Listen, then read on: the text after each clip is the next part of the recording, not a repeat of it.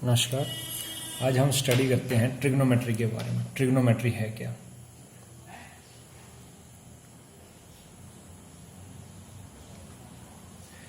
Trigonometry जिसको हिंदी में बोलते हैं त्रिकोणमिति।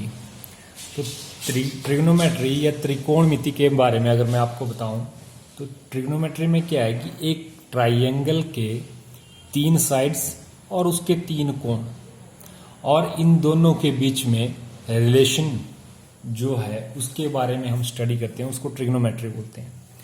ठीक है, तो ट्रिग्नोमेट्री में सबसे पहले आपको पता होना चाहिए एक राइट एंगल ट्राइंगल के बारे में। राइट एंगल ट्राइंगल क्या होती है? जिसके एक कोण जो है वो 90 डिग्री का होता है।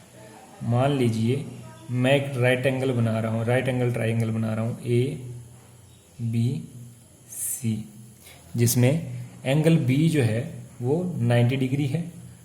ठीक है, तो इसमें साइड्स हुई AB, BC और AC, 3 साइड्स हैं। एक राइट एंगल ट्राइंगल में जो 90 डिग्री का एंगल है उसके सामने की जो साइड होती है उसको हम बोलते हैं हाइपोटेन्यूज, H से जिसे हम रिप्रेजेंट करते हैं, हिंदी में इसको बोलते हैं कर्ण। ओके, इसके साथ साथ कोई अगर हमें एंगल दे रखा है ट्रिग्नोमेट्री में, जैसे मान लीजिए एंगल C दे रखा है थीटा, तो थीटा के साथ और इस 90 के साथ जो साइड है इस ट्राइंगल में उसको हम बोलते हैं बेस, हिंदी में आधार। और जो हमारी इसकी हाइट है, ये इस एंगल के सामने वाली साइड है, उसको हम बोलते हैं परपेंडिकुलर, हिंदी में लंब। ठीक है, तो ये है आधार,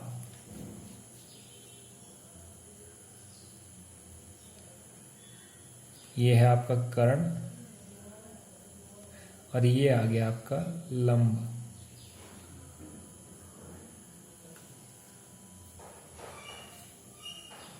ओके, अब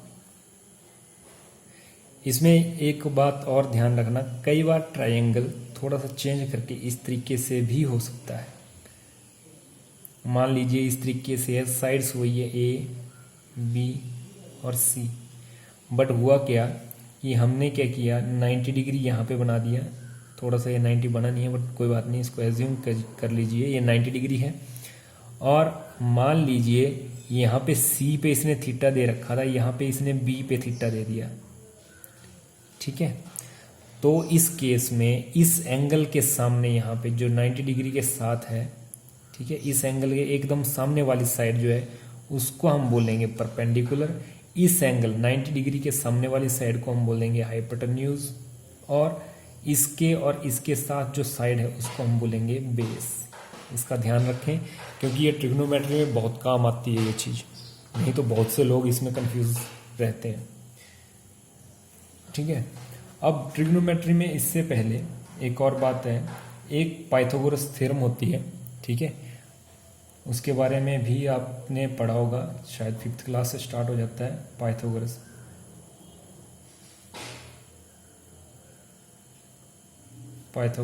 थ्योरम। इसको अगर मैं बोलूं तो ये बोलती है कि कर्ण का स्क्वायर जो है वो बराबर होता है आधार का स्क्वायर जमा लंब का स्क्वायर। ठीक है जी, तो ये है आपकी पाइथागोरस थ्योरम। ठीक है, ये आपको पता होनी चाहिए।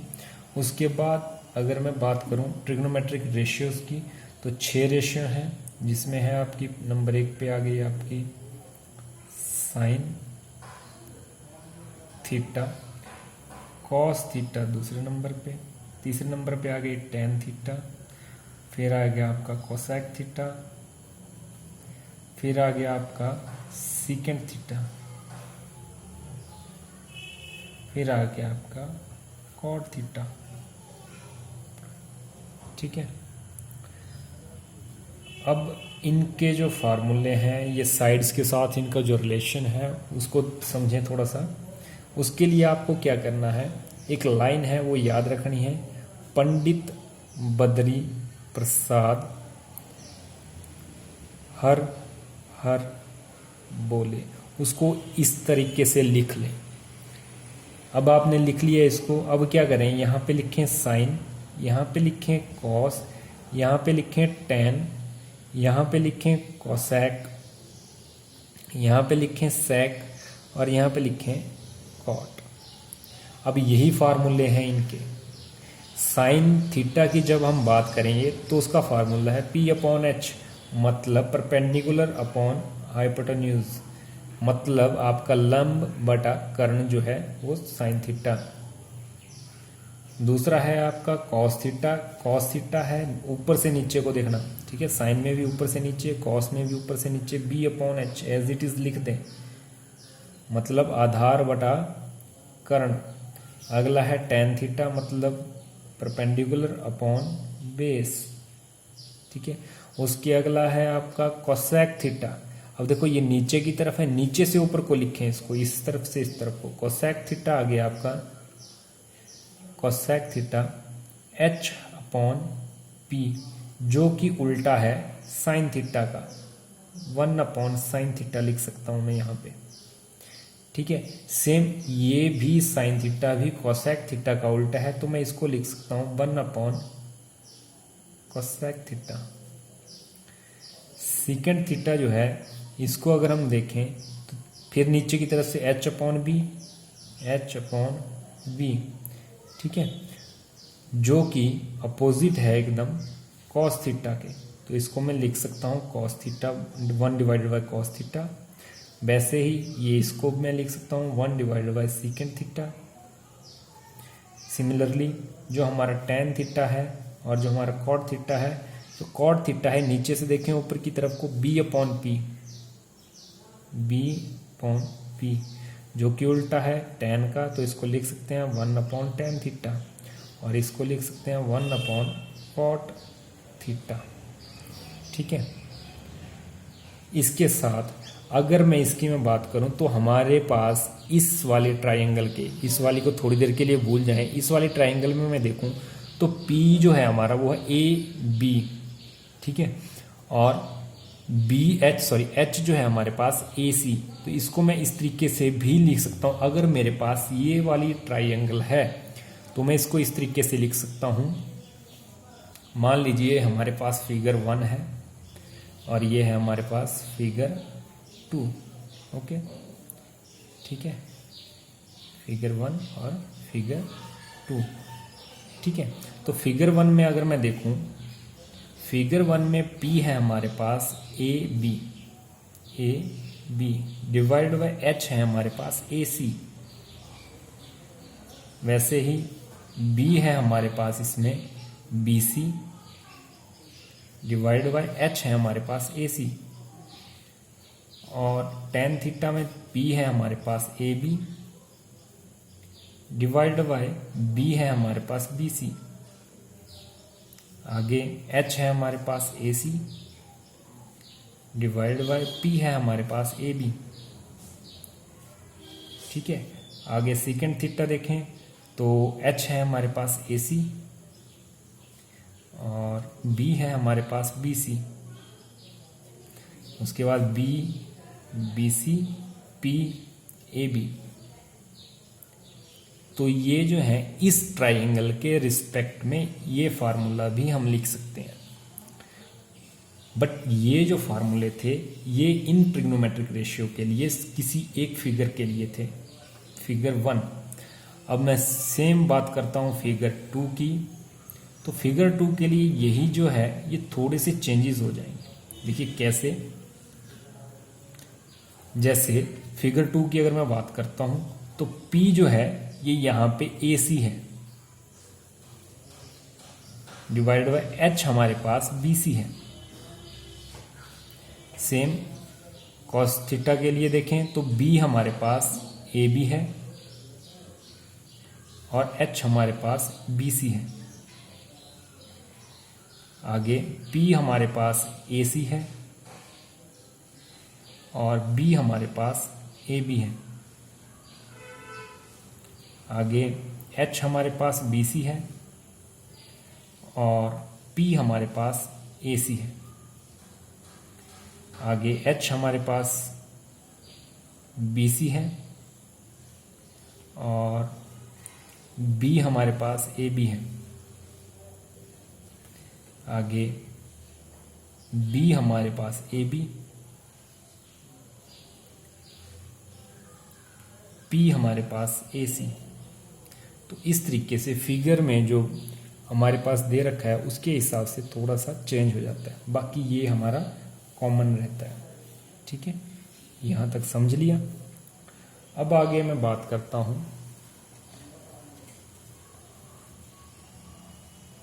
एक ट्रिग्नोमेट्रिक टेबल की।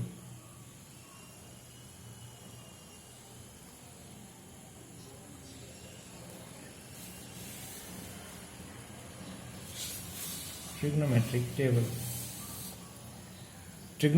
टेबल बनाने के लिए क्या करें, सबसे पहले इस साइड लिख लें साइन, कॉस, टैन, फिर वही इसी तरीके से लिख लें इनको कोसेक, सेक, और आगे आ गया हमारा कॉट। ठीक है, यहाँ पे लिखें 0, यहाँ पे लिखें 30, यहाँ पे लिखें 45, यहाँ पे लिखें 60 और यहाँ पे लिख दें 90। ये आपके डिग्री एंगल्स हैं। मान लीजिए आपने टी रेशियोस निकालनी है, ट्रिग्नोमेट्रिक रेशियोस निकालनी है और उनकी वैल्यूज़ निकालनी है। ठीक है, किसी एक स्पेसिफिक जैसे 0 डिग्री पे उसकी वैल्यू क्या है, 30 डिग्री पे उसकी वैल्यू क्या है, 45 डिग्री पे उसकी वैल्यू क्या है, 60 डिग्री पे, 90 डिग्री पे। तो हम इसको एक बहुत ही सिंपल तरीके से इसका एक टेबल बना सकते हैं। कैसे, आपने ऐसे लिख दिया, उसके बाद क्या करना है, यहाँ पे लिखें 0, 1, 2, 3, 4। उसके बाद इसको डिवाइड कर दें 4 से, डिवाइड बाय 4। उसके बाद इसको अंडर द रूट कंसीडर करें। ओके, फिर सॉल्व करके जो आपके पास आएगा यहाँ पे वो आएगा 0। ठीक है, जो कि साइन 0 डिग्री पे वैल्यू हुई साइन 0 की। ठीक है, साइन 30 डिग्री इसकी वैल्यू बनेगी आपकी 1 डिवाइडेड बाय 2। ओके, उसके बाद आगे जो है आपकी वैल्यू बन जाएगी इसी तरीके से 1 divide by under the root 2, आगे अंडर रूट 3 डिवाइड बाय 2, आगे 1।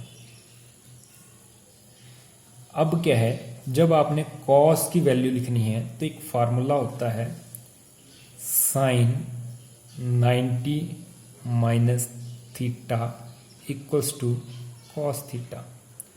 तो इस फार्मूले की वजह से इसको हम क्या करते हैं, इसको अपोजिट लिखना स्टार्ट करते हैं इस साइड से। तो ये जो वैल्यू है मैं यहाँ पे लिखूंगा, आगे ये वैल्यू मैंने यहाँ से उठा के √3 डिवाइड बाई 2 यहाँ पे लिख दी। ये वैल्यू एज इट इज यहाँ पे √2। आगे ये वैल्यू मेरी, ये वाली वैल्यू यहाँ पे आ गई 1/2। ये 0 जो है यहाँ पे चला गया। ओके, ये हो गया। साइन की वैल्यूज ये आ गई किसी एक एंगल पे, कॉस की वैल्यूज ये आ गई। अब बात करते हैं टेन की। ठीक है जी, तो टेन थीटा जो है उसका एक फार्मूला और है, इसको हम लिख सकते हैं sine theta divide by cos theta. Okay, sine theta divide by cos theta. Same वैसे ही कॉट थीटा को हम लिख सकते हैं